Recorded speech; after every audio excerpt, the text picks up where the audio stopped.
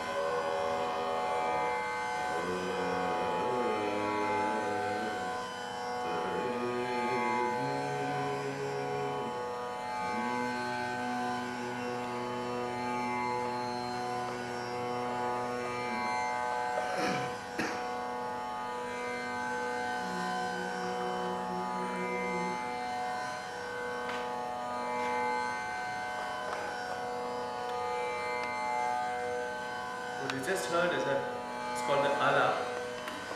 An alap should normally extend to 40-45 minutes, 1 hour. So what you heard was a bonsai version of the alap.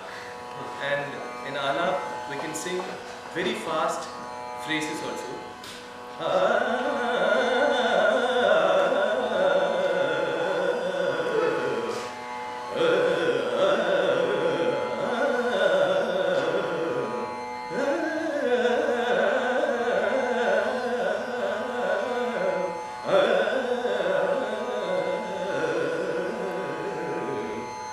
This sort of thing. But the traditional way of approaching an alap is that the alap and the composition are connected to each other.